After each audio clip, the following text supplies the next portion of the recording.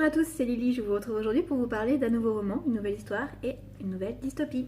Badorea Tenebrosa, l'effet combattant de Chéri Hubbard, que je tiens à remercier pour ce service presse qui m'a totalement conquise.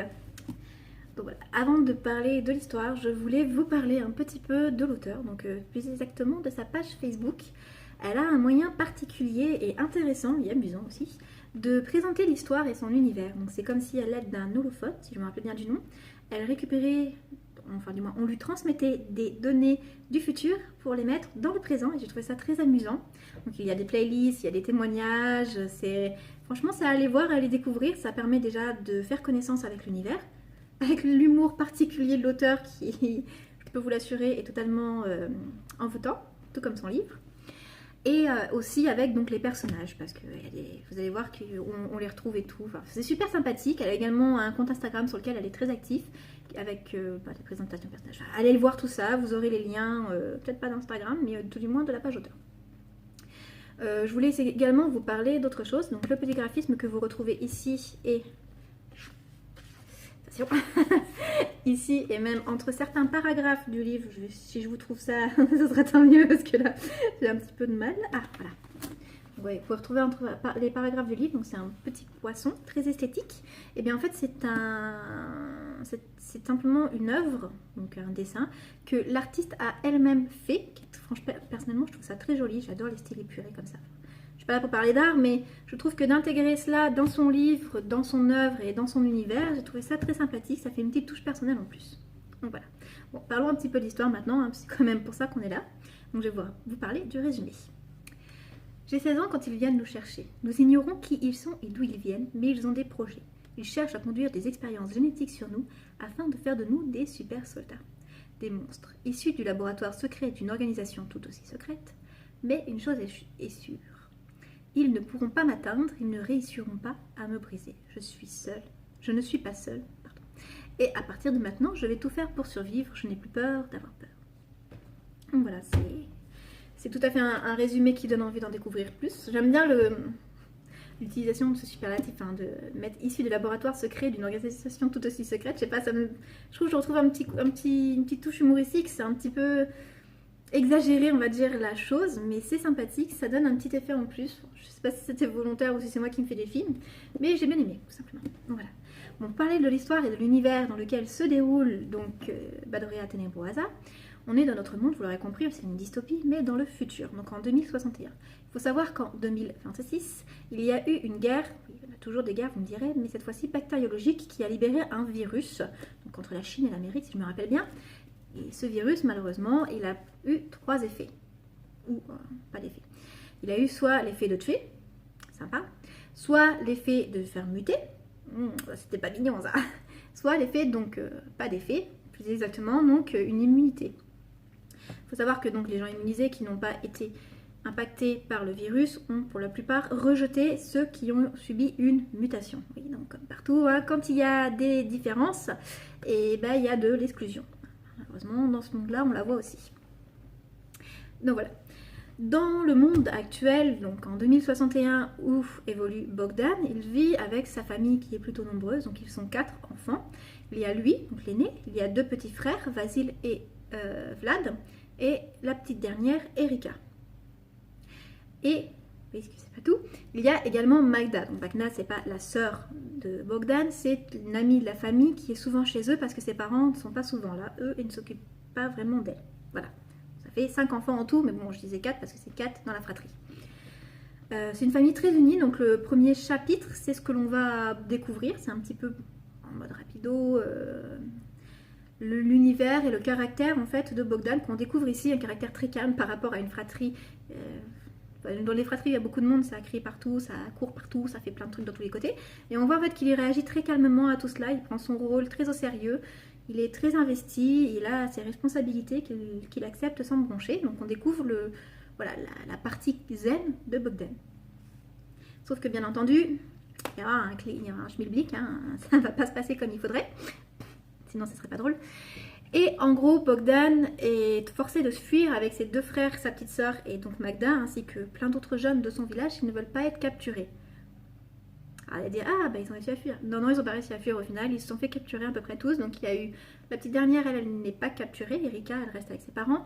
Mais donc Bogdan, Vlad, Vasil, Magda, Irina, Lars et Tibor. Tibor ou Tabor, je me rappelle jamais. Tibor, c'était bien Tibor.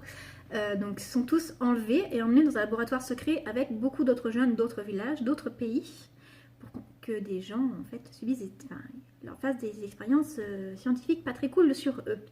Bon, faut le dire ce qu'il en est, c'est très dur parce que bon, ce sont des enfants pour la plupart, des adolescents, et ils subissent des sévices pas forcément très amusants. Bon, bah, je vous rassure, il n'y a rien de non plus choquant, hein. C'est on va dire de la violence, mais pas de. Vous pouvez éloigner tout ce qui est sexuel du bouquin, il n'y en a pas. Mais niveau violence, par contre, vous êtes servis. Hein. Ils vont pas y aller mollo parce que ce sont des enfants. Au contraire, ils s'en fichent un petit peu en fait.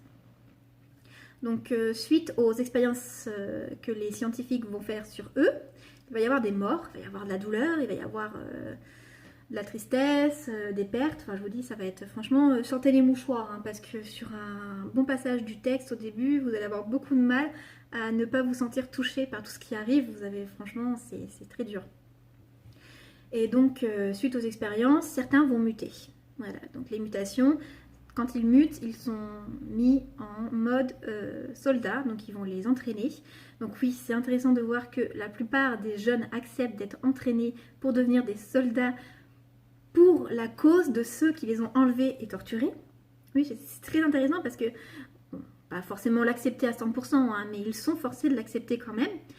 Et Bogdan, lui, parce qu'il va y avoir ceux qui vont se rebeller, Bogdan ne va pas se rebeller, lui, il va essayer de comprendre. Donc c'est intéressant à ce niveau-là, parce qu'on ne va pas avoir l'effet confrontation, on va avoir plus l'effet compréhension de l'univers et de ce qu'il se passe dans le livre, et surtout dans ce qui se passe dans cette organisation, pourquoi ils font ça. Lui, il voudrait comprendre pourquoi, et pourquoi ils ont été choisis aussi. Il faut savoir ce qu'il y en est, il y a certains qui ont été choisis, d'autres autre chose, vous verrez par vous-même. Et pour finir, continuer tout du moins, dans les mutations, ça va leur faire un petit effet particulier. Chacun va avoir une particularité. Donc, par exemple, il va y avoir un peu genre des Pokémon comme Salamèche. Hein. Vous verrez qui c'est à ce moment-là. Vous allez avoir des Arieti. Vous allez avoir des contes et légendes de folklore venus à peu près du monde entier qui vont être utilisés pour chaque personnage. Donc, Bogdan va essayer de relier chaque pouvoir particularité il va leur donner un nom, donc il va essayer de trouver un rapprochement avec un folklore ou autre chose, afin d'aider les jeunes à mieux s'accepter tels qu'ils sont, en fait, tout simplement, parce qu'ils sont devenus plutôt. Donc Bogdan, lui, il a un don assez particulier, il ne peut plus du tout dire la vérité. Voilà, ça le fait souffrir, il doit raconter des mensonges, il doit mentir ou raconter des histoires, s'il veut déjà simplement se sentir bien et fort. Comme par exemple, il va dire au général en face de lui, quelque chose, je dis au pif, hein, il va dire un chasseur sachant chasser sans son chien est un bon chasseur. Et le général en face, c'est ça qui est intéressant, c'est qu'il va croire ce qu'il dit, il va le prendre pour acquis, il va pas forcément se poser des questions, c'est comme dans son esprit, tout ce que Bogdan va dire est vrai. C'est une affirmation, c'est pas une question, c'est pas un mensonge, c'est pas une exclamation, c'est ce que vous voulez, c'est une affirmation que tout le monde croit. C'est ça qui est intéressant. Bon, ils vont trouver un moyen de contrer un peu son pouvoir, sinon ça aurait été trop facile. Bon, c'est pas parce qu'ils croient ce qu'il dit qu'ils font ce qu'il dit.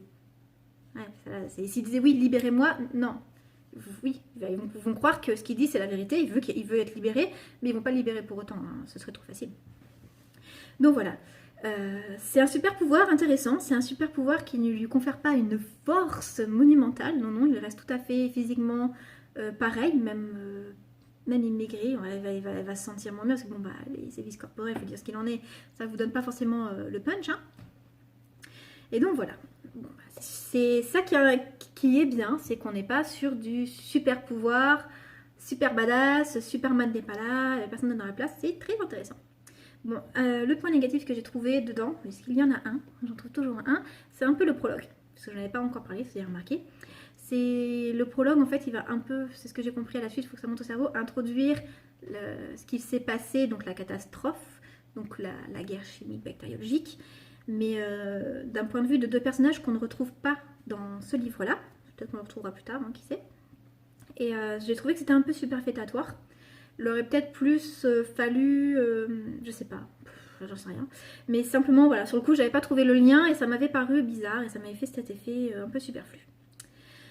Oui, je regarde mes petites notes pour voir si j'ai tout dit. Donc en conclusion, tout ce que je peux dire, c'est que c'est une histoire qui change. C'est une dystopie qui est intéressante. Elle n'est pas forcément dans le conflit, même s'il y a beaucoup d'action. Ça n'est pas forcément dans la recherche tout de suite de la confrontation. Et c'est ça qui est pas mal. Bon, il y en a, hein, vous allez vous regarder, il ne va pas non plus se laisser faire. Hein. C'est pas le but. Et j'ai simplement envie de découvrir les autres personnages. Parce que si j'ai compris, les autres livres, donc les prochains romans, les prochains tomes que j'espère voir bientôt, seront sur d'autres personnages, donc d'autres points de vue, donc d'autres caractères à découvrir. Et j'ai hâte d'y être, tout simplement. Pour terminer, un petit point sur les prix. Et oui, donc le brochet est lui à 15,90 €. Donc pour une dystopie qui est franchement pas mal, pour ceux qui aiment les dystopies, je trouve que c'est un prix tout à fait convenable. Et le numérique est à 4,90 €, ce qui est aussi tout à fait convenable. Bon, sur ce, comme je vous ai dit, je vous invite à aller découvrir la page auteur de... la page Facebook de l'auteur. Je vais y arriver. Je suis pas si sûre au bout d'un moment. Et tout simplement aller découvrir ce livre, aller découvrir plus sur l'univers et laissez-vous tenter. Il faut franchement... c'est différent de ce que vous pouvez lire habituellement, je pense, par rapport aux dystopies. Moi, ça m'a fait, par rapport à celle que j'ai lue précédemment, je trouvais que c'était très différent. Et c'était très intéressant. Voilà. Bon, sur ce, je vais vous laisser. Je vais arrêter de vous baratiner. Et je vous fais des gros bisous. Allez, à bientôt.